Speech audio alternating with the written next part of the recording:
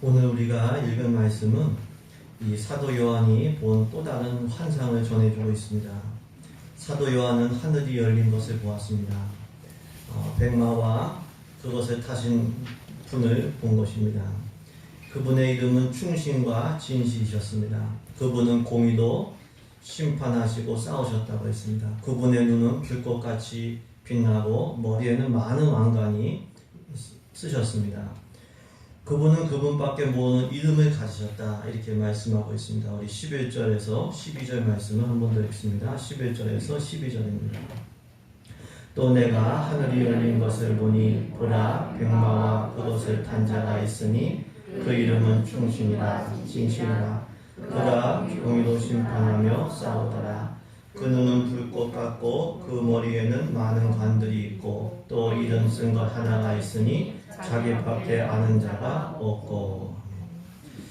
이 요한 당시의 흰말은 전쟁에서 승리한 정복자가 타는 말이었습니다.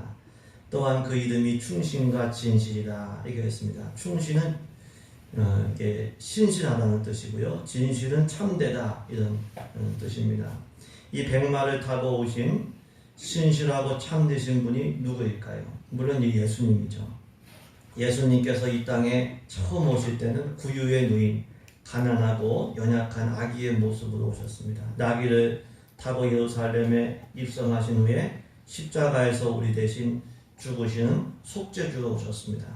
근데 세상 끝날에 다시 오시는 예수님은 승리한 정복자로 오시는 거죠. 공의도 심판하며 싸우신다고 했습니다. 이 마귀와의 이 최후의 전쟁, 이 마지막 전쟁을 싸우시고 심판하시는 승리자로 오시는 겁니다. 그분의 눈이 불꽃과 같이 빛난다고 하는 것은 모든 것을 꿰뚫어 보신다고 하는 거예요. 모든 것을 아신다라고 하는 거죠. 그분 앞에 감출 것이 없습니다. 머리에는 많은 왕관을 쓰셨다고 했어요. 그건 승리하신 왕이라고 하는 것이죠. 그분밖에 모르는 이름을 가지셨다. 이거는 우리가 예수님을 다 알 수 없는 신비 가운데 계신 하나님이시라고 하는 것입니다. 이를 통해서 알 수 있는 것은 무엇입니까? 다시 오시는 예수님은 최후의 전쟁을 승리로 이끄시는 왕으로 오신다고 하는 것이죠. 재림의 예수님은 공의도 심판하시는 심판주로 하나님으로 오신다고 하는 겁니다. 그렇기 때문에 우리가 낙심하거나 포기하지 말아야 됩니다. 이 땅에서 믿음으로 사는 것은 좁은 문으로 들어가는 것과 같이 힘든 겁니다. 우리의 삶을 믿음의 경주라고 했습니다. 경주는 힘든 겁니다. 우리가 싸우는 영적 싸움을 선한 싸움이라고 했습니다. 싸우는 거 굉장히 힘든 겁니다. 하지만 아무리 마귀가 날뛰어도 결국 예수님께서 오시면은 최후 승리를 얻게 되는 거죠. 예수님은 승리의 왕으로 오시는 겁니다. 우리는 어떤 상황에서도 예수님 안에 있는 최후의 승리를 확신해야 됩니다. 우리가 자기를 부인하고 자기 십자가를 지고 예수님을 따르면 그 끝에는 부활의 영광과 최후의 승리가 있는 줄로 믿습니다. 중간에 낙심하거나 중간에 탈락하거나 포기하지 말고 최후 승리를 얻기까지 끝까지 인내하시길 주님의 이름으로 축복합니다. 또한 우리는 예수님처럼 신실하고 참되어야 됩니다. 백마를 타고 오신 예수님의 이름을 충신과 진실이라고 했습니다. 예수님은 신실하신 분, 참되신 분이죠. 예수님께서 구약 예언자들의 예언대로 이 땅에 오셨어요. 그리고 우리의 거처를 다 예비하시면 다시 오신다고 약속을 요한복음 14장에 하셨습니다. 예수님은 우리를 고아와 같이 버려두지 않으시고 그분의 약속대로 다시 오실 겁니다. 예수님은 신실하시고 참되신 분이에요. 우리도 예수님 닮아서 신실하고 참된 사람 되기를 소망합니다. 더 나아가서 우리는 영적 전쟁을 할 때에 예수님의 불꽃 같은 눈을 항상 의식해야 돼요. 이 요한이 백마를 타고 오시는 승리의 정복자로 오시는 예수님을 봤는데 특징이 뭐였냐? 머리에 왕관이 있고 눈이 불꽃같이 빛난다고 하는 거예요. 요한이 살던 시대는 박해가 너무 심했던 시대였어요. 하지만 그 마지막 때 있을 그 환상을 봤기 때문에, 최후 승리의 환상을 봤기 때문에 끝까지 믿음을 지킬 수가 있었던 거죠. 우리가 무엇을 바라보느냐 참 중요합니다. 왜? 우리가 바라보는 것에 지금 영향을 받기 때문에 불꽃 같은 눈으로 우리를 지키시고 우리를 보호하시는 예수님을 바라보고 의식해야 됩니다.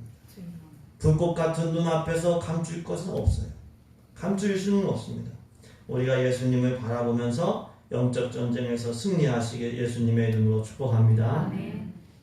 이처럼 사도 요한은 최후의 전쟁을 하기 위해서 재림하시는 예수님을 환상 중에 봤습니다. 예수님은 백마를 타신 승리의 왕으로 재림하셨습니다. 그분의 눈은 불꽃같이 빛났고 많은 왕관을 머리에 쓰셨습니다. 더 나아가서 예수님은 피 뿌린 옷을 입으셨다. 그리고 그분의 또 다른 이름은 하나님의 말씀이다. 이렇게 성경은 말씀해 주고 있습니다. 우리 13절 말씀을 우리 같이 읽겠습니다. 13절 말씀을 우리 같이 읽습니다.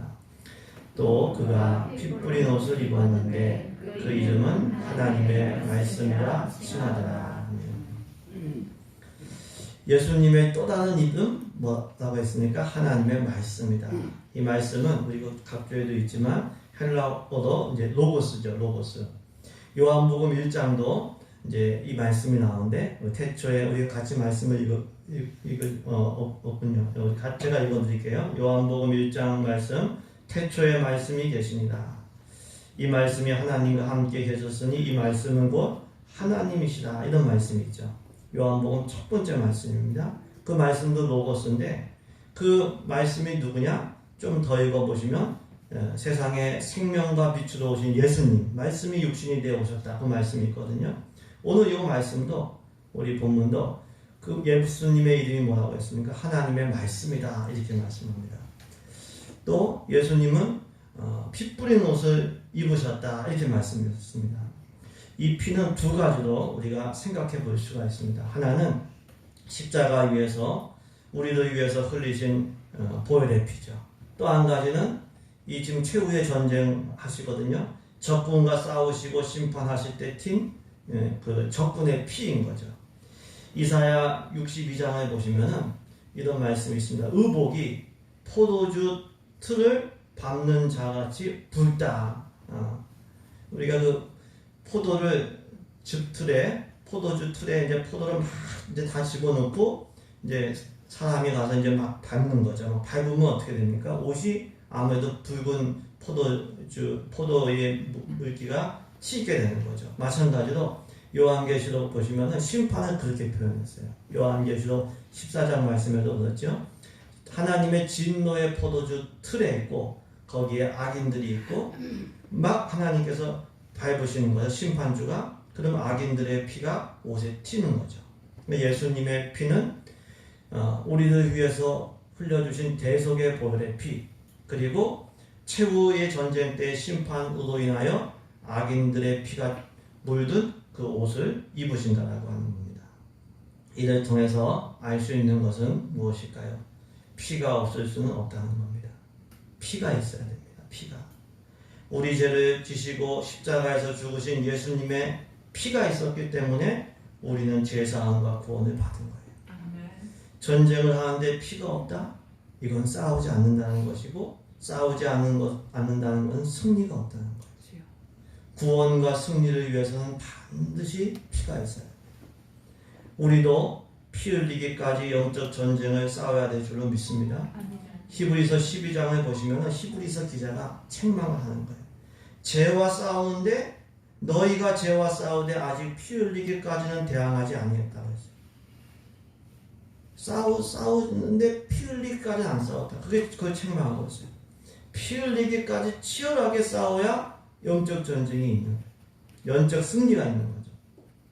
그리고 영적으로 승리할 때 영적인 풍성함과 영적인 기쁨이 있는 거예요. 근데 영적인 싸움이 힘드니까 문제는 뭐냐면 안 싸우는 거예요. 그냥 흥복하는 거예요. 그냥 세상 방식대로 재성이 원하는 대로 그냥 타협하면서 편하고 쉽게 그냥 사는 거예요. 그리고 거기에는 승리의 풍성함도 없고 승리의 기쁨도 없는 거죠. 우리 삶에 승리의 기쁨이 없고 풍성함이 없다면 우리가 지금 죄와 싸우고 있는가를 한번 점검해 봐야 돼요. 네? 아무 말도 못하고 노예처럼 죄에 끌려다니고 있는 건 아닌지 세상 문화에, 세상 양식에, 풍습에 끌려다니고 있는 건 아닌지 우리가 점검해 봐야 돼. 우리는 마귀와 죄와 싸워야 돼. 십자가 군병이. 편하고 쉽게 살려고 하지 말고 편하고 쉬운 길은 구원의 길 아닙니다. 좁은 문으로 들어가기를 힘쓰라고 했어요. 네? 올바르고 굳세게 살아야 돼.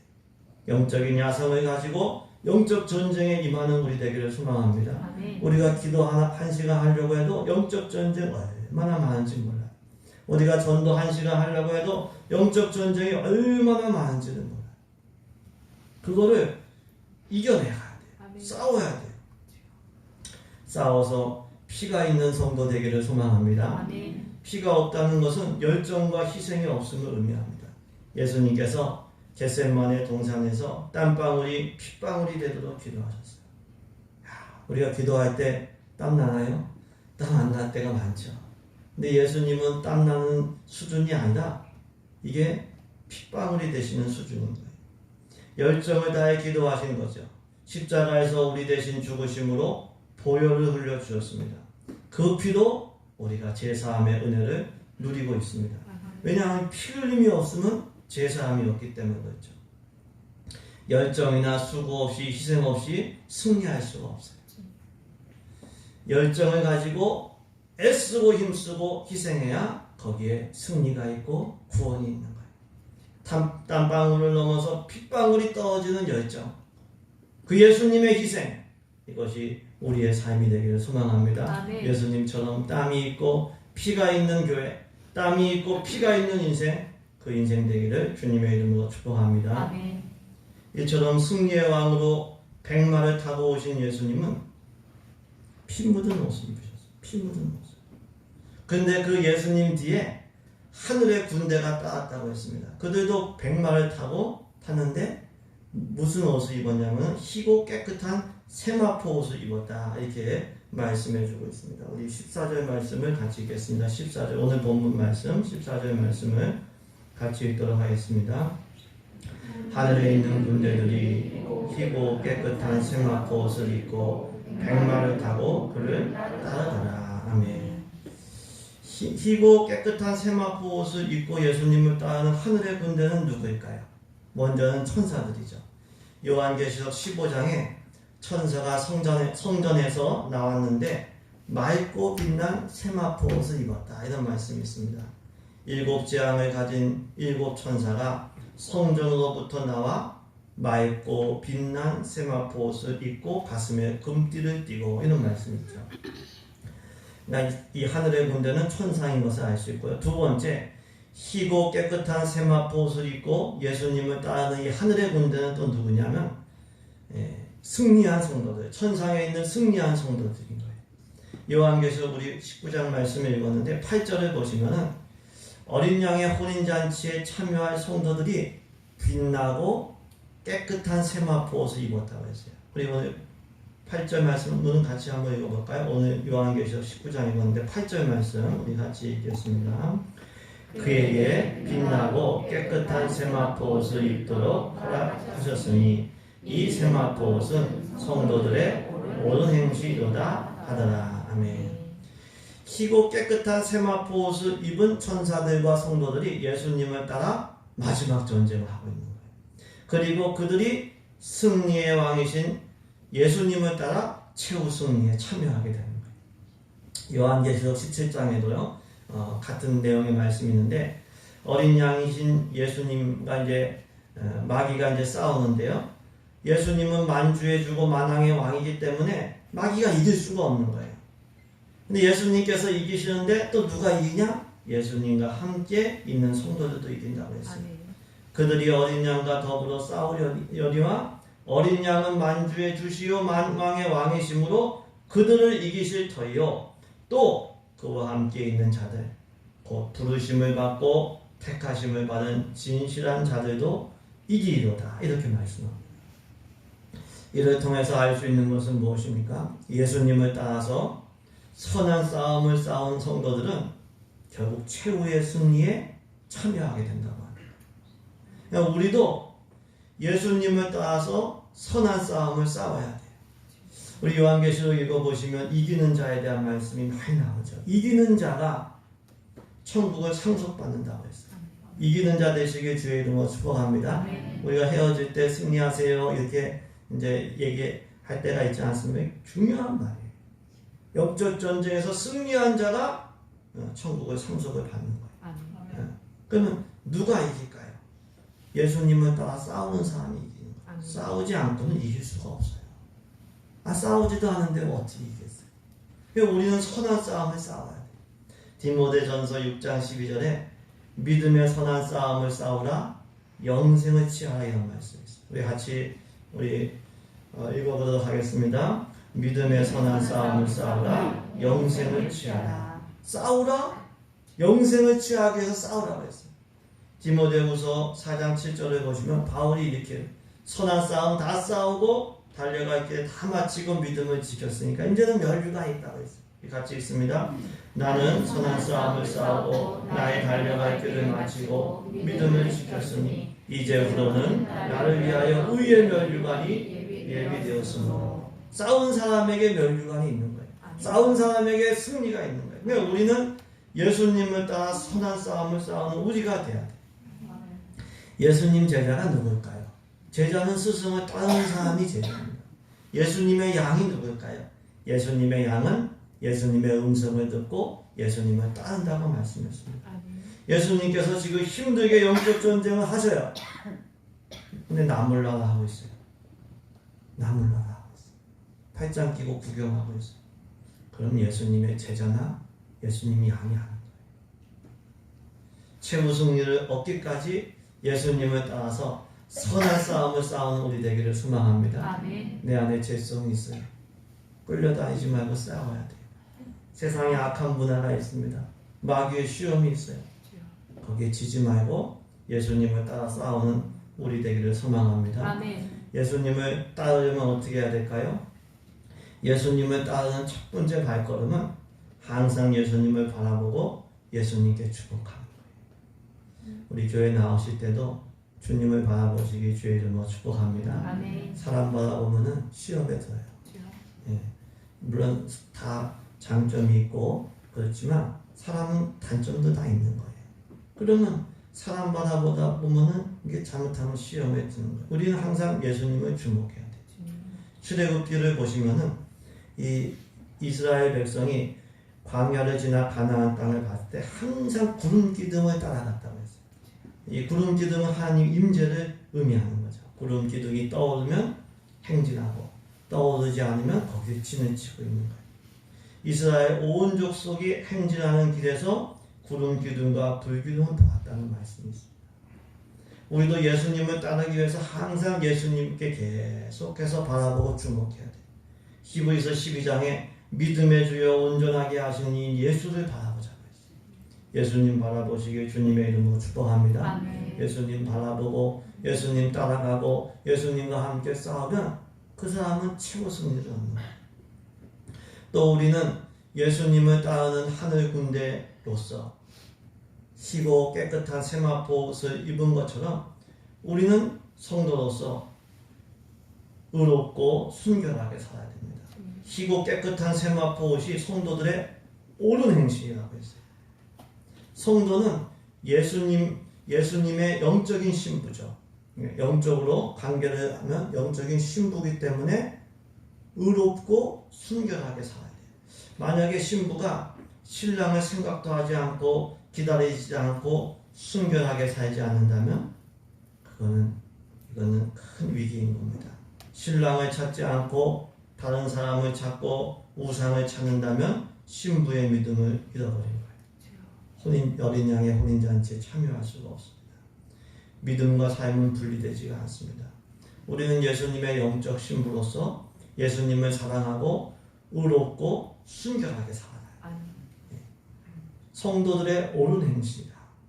그 세마포시.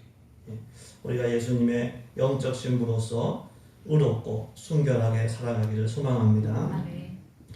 이처럼 예수님의 신부로서 예수님을 따르고 예수님을 따라 싸우는 성도들은 결국 예수님과 함께 최후 승리에 참여하게 되는데요.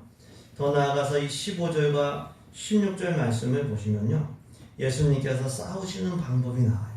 예수님의 입에서 예리한 검이 나왔다고 했어요. 예리한 검으로 모든 민족을 치셨다고 했습니다. 철장으로 모든 민족을 다스린다고 하셨습니다.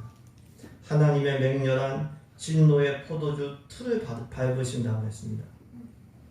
예수님의 옷과 다리에는 만왕의 왕 만주의 주라는 이름이 있다고 했습니다. 그리고 15절, 16절 말씀을 같이 읽도록 하겠습니다. 15절과 16절 말씀을 같이 읽겠습니다. 그의 입에서 예리한 검이 나오니 그것으로 만국을 치겠고 친히 그들을 철장으로 다스리시며 또 친히 하나님 곧 전능하신 이의 맹렬한 진노의 포도주 틀을 밟겠고 그 옷과 그 다리에 이름을 쓴 것이 있으니 만왕의 왕이요 만주의 주라 하였더라. 아멘. 예수님의 입에서 예리한 검이 나왔다. 입에서 나오는 건 말씀이죠. 이 검은 말씀을 의미합니다. 근데 에베소서 6장 17절에서도 성령의 검 곧 하나님의 말씀을 가지라 이런 말씀이에요. 성령의 검 곧 하나님의 말씀을 가지라. 그러니까 하나님의 말씀은 성령께서 사용하시는 검이에요. 히브리서 4장 12절에 하나님의 말씀은 살아있고 활력이 있어서 좌우의 날선 어떤 검보다도 예리하여 혼과 영과 관절과 골수를 찔러 쪼개기까지 하며 마음의 생각과 뜻을 판단한다고 했습니다. 성령께서 말씀이 선포될 때 우리의 마음의 생각을 드러나게 하죠. 우리의 죄를 드러나게 하죠. 그래서 깨닫고 주께로 돌아오게 하죠. 오늘 본문에서도 하나님께서 그분의 말씀으로 만국을 치신다고 했어요. 말씀의 검으로 싸우시는 거예요. 말씀의 검으로. 힘으로 싸우는 거예요.